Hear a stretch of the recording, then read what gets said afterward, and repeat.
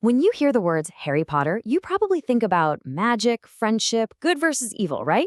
But it's also something else entirely, a massive, multi-billion-dollar machine. It's a cultural phenomenon that didn't just tell a story, it built an empire.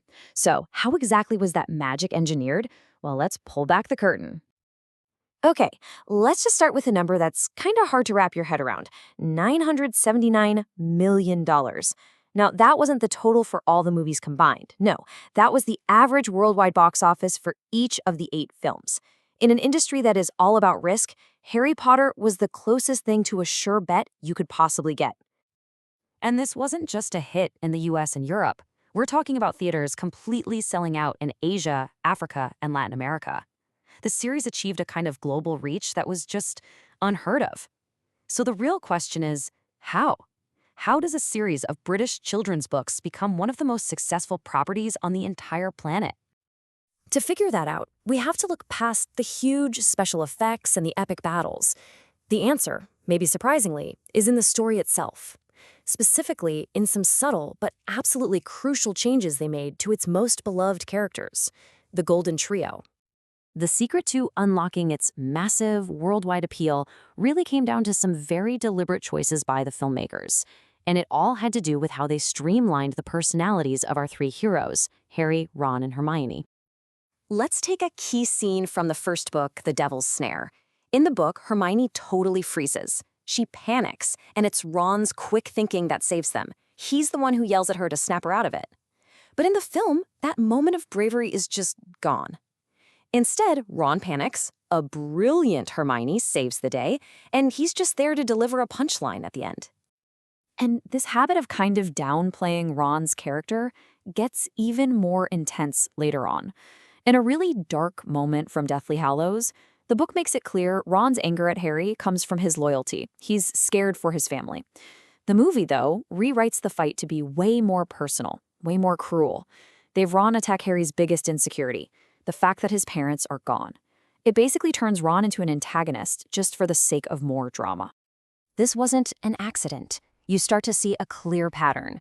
Ron's best moments and his knowledge from the books were pretty consistently just handed over to Hermione in the films. He gets molded into the funny sidekick. Meanwhile, Hermione's flaws, they get smoothed over, making her almost perfect.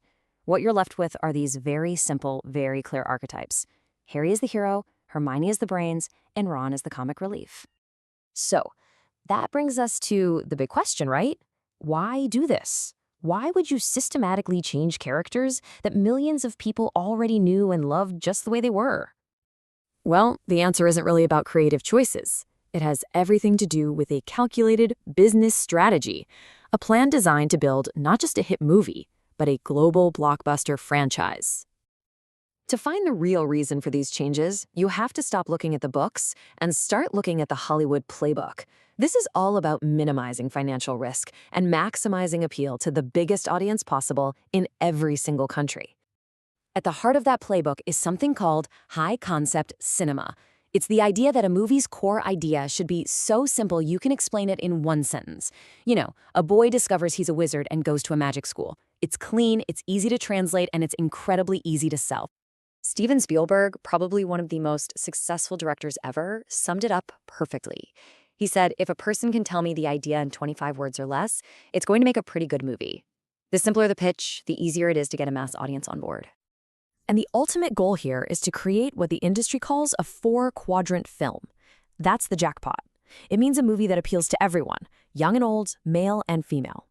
By simplifying the trio into those easy-to-digest roles, hero, brains, comic relief, the story became instantly understandable to anyone, anywhere, whether they'd read the books or not. And this wasn't just some industry trend. It was a direct order from the top. The CEO of Warner Bros. At the time, Alan Horn, literally said his goal was to turn the studio into a franchise factory. Harry Potter wasn't just going to be a movie series. It was the crown jewel of a strategy to build brands that could last for decades. And that super safe, appeal-to-everyone strategy, it worked better than anyone could have possibly dreamed. It laid the foundation not just for a successful franchise, but for a massive, sprawling commercial empire. The films became this rock-solid core for a brand so powerful it could support a whole universe of new content and new experiences. The plan was to make sure the Wizarding World would live on long, long after the final credits rolled on the last movie. There's a cool academic term for all this extra stuff: paratexts. It just means all the material that exists around a main story. The theme parks, the spin-off films, the websites, the stage plays, they're all paratexts that expand the world and, maybe most importantly, keep the audience engaged and spending money. And the second that last film ended in 2011, the empire building went into overdrive. The Pottermore website launched, giving us even more lore. Then the studio tour in London opened. Then boom, a whole new spin-off film series with Fantastic Beasts and a huge hit play. The machine was designed to never stop. But the impact of this empire wasn't just on our screens. The franchise became so powerful, it started to have a very real, very physical impact on our world, especially through something called film-induced tourism. Just how real was it? Well, visitors to Alna Castle, which was a real-life filming location for Hogwarts, shot up by 120%. Think about that. The films weren't just creating a fictional world anymore. They were literally changing ours. All of which brings us to its final transformation. What started as a story from one person's imagination has evolved into something so much bigger, so much more complex. A story that now seems to exist way beyond any single creator. And just like that, the transformation was complete. What started as one author's series of books had become a global collaborative enterprise. A self-sustaining brand that just keeps generating new stories, new products, and new experiences, all of which feed right back into the larger machine. I mean, think about what the Wizarding World is today. It's managed by Warner Bros. And a bunch of other corporate partners. It's expanded by countless new creative people. It's a physical place you can actually visit in Orlando or Tokyo. And it just keeps growing and changing, sometimes in ways that have very little to do with those original 7 books. And all of this leaves us with a really fascinating question for the way we tell stories today. When a world becomes this massive, this collaborative, and this driven by business, who really owns it? Who becomes its true author? Is it the creator? Is it the corporation? Or is it the millions of fans all over the world who keep that magic alive?